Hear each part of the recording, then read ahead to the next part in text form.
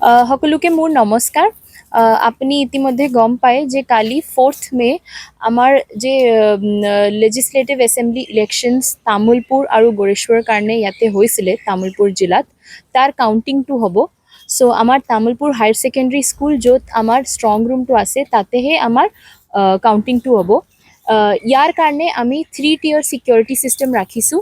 100 মিটাৰকে দুইফালে ৰোডৰ ওপৰত আমি ডিমাৰ্কেশ্যন কৰি দিছোঁ। তাৰে ভিতৰত পেডেষ্ট্ৰিয়ান জোন থাকিব আৰু সেইদিনাৰ কাৰণে আমাৰ ট্ৰাফিকটো ডাইভাৰ্জন কৰা হ'ব। তাৰপিছত নেক্সট লেয়াৰ সিকিউৰিটি আমাৰ যে স্কুল আছে তাৰ বাউণ্ডাৰী গেটত মানে সিকিউৰিটি ফ'ৰ্চ থাকিব আৰু লাষ্ট সিকিউৰিটি কৰ্ডন যোনটো আমি কওঁ সেইটো চেণ্ট্ৰেল আৰ্মড পুলিচ ফ'ৰ্চ থাকে, তেওঁ আমাৰ ভিতৰতে থাকিব, কাউণ্টিং হল জাষ্ট বাহিৰত। সো আমাৰ দুটা LAC কাৰণে আমাৰ যে তামুলপুৰ হায়াৰ ছেকেণ্ডাৰী স্কুল অডিটৰিয়ামটো আছে তাতে দুটা কাউণ্টিং হল বনোৱা হৈছে তামুলপুৰ আৰু গড়েশ্বৰৰ কাৰণে। আৰু ইয়াৰ বাহিৰত পোষ্টেল বেলেট কাউণ্টিঙৰ কাৰণে আমাৰ বেলেগ এখন ক্লাছৰুমত ভাগ কৰি দুখন কাৰণে এৰেঞ্জমেণ্টটো কৰা হৈছে।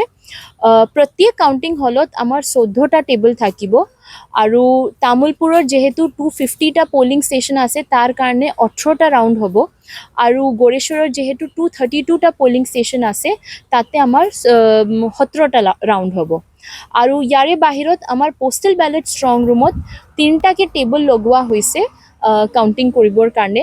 আমাৰ এডিকুৱেট পলিং পাৰ্চনেল যেনেকুৱা কাউণ্টিং পাৰ্চনেল যেনেকুৱা ছাপ'জ কাউণ্টিং ছুপাৰভাইজাৰ হওক, counting assistant, counting staff, micro' observers গোটেইকেইজনৰ চিলেকশ্যন কৰি লোৱা হৈছে আৰু তেওঁৰ ট্ৰেইনিঙো হৈ গৈছে। তেওঁৰ লাষ্ট ৰেণ্ডমাইজেশ্যনটো কালি ৰাতিপুৱা মৰ্ণিং 6টা বজাতে হ'ব আৰু তাৰ পিছতহে তেওঁ গম পাব যে কোনটো টেবলত তেওঁৰ ডিউটিটো পৰা হৈছে। এইটো ECIৰ যে গাইডলাইনছ আছে ৰেণ্ডমাইজ কৰি পলিং আৰু কাউণ্টিং পাৰ্চনেলকো চিলেকশ্যন কৰিব লাগে, সেইমতে আমি এই বস্তুটো ফ'ল' কৰিম। আৰু কালি মৰ্ণিং 7টা বজাত আমাৰ ষ্ট্ৰং ৰুম খুলি যাব আৰু তাৰ পৰা গোটেইকেইটা EVMs আহি পেলাই কাউণ্টিংটো আৰম্ভ হ'ব।